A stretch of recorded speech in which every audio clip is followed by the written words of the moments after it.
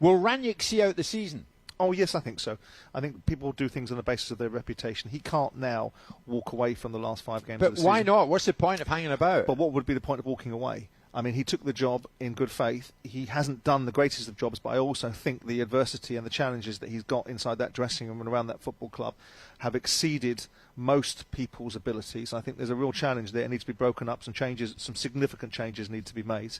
You know, the most competitive thing about that match yesterday was who could say the most disparaging things between Roy Keane, Graham Souness and Gary Neville. That was the most competitive thing in that match because it was men against boys. It was heavyweights against lightweights. Liverpool were in their pomp. I don't even think Liverpool were as good as they were against Man City. They didn't need to be against Man United because Man United weren't even a spent force. They were just not there.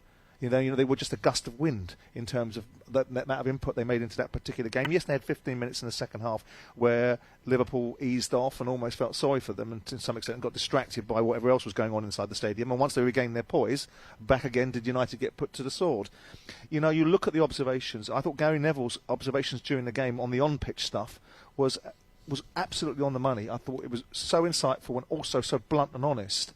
And Souness and Keane, people don't like people being criticised. It seems to be a one-way transaction in sport. You can only praise. You have to get the balance right.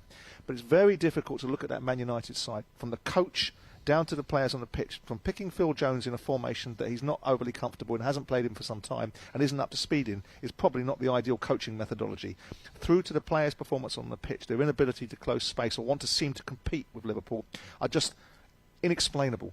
And then you've got the Roy Keanes of the world, not disappearing into pantomime villain status, but going after individuals and saying, he went after Maguire. And he's right to do it, because these people are, in my view, the only expression they didn't use is these players are cheating the fans that go and watch them. They're cheating the club, whether people don't like the Glazers and whether Gary Neville wants to come on and make some ridiculous assertion that people taking £25 million worth of dividends is the reason why that shower on the pitch aren't competing. But cheating's strong, Simon. I mean, it's an inflammatory word. Well, it is. Are you saying they're cheating their own club? Well, I think they are, because this is about the one thing you can always do is apply yourself. If you're not good enough as a unit, not good enough as a team, and the opposition against you is better, you will always lay something on them. The only kid that laid something on them was Hannibal when he came on.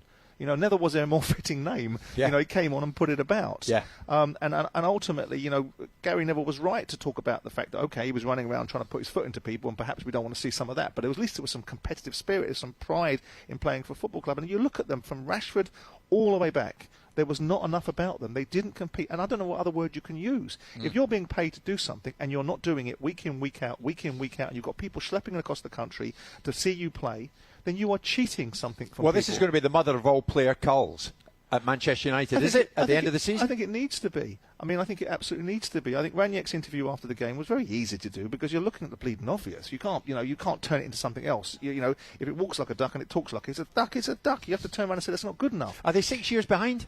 That's what he said there. No, I don't know if that's right. I think one thing that Gary Neville said about the off-pitch stuff that I agreed with was that, the world is round and United will come again. They absolutely will do. And I don't think we're going to see a situation where for 30 years they do what Liverpool did, which was not win the Premier League. I think they're going to have to go through 3, 4, 5 transfer windows to be able to cull, clear, clean and rebuild. Now, whether Ten Hag has got the chops to do it, and more importantly, whether they've got because they're feeble-minded in that club. They're an elite football club with an iconic outlook in terms of their achievements in the past, but the past is something that has now gone. Yeah. Their feeble-minded approach from the boardroom to the dugout is not going to change it. What Liverpool have done is said, right, over to you, Manchester City. So Liverpool went back top last night, Simon. Tonight, live and exclusive on TalkSport, Manchester City, Brighton.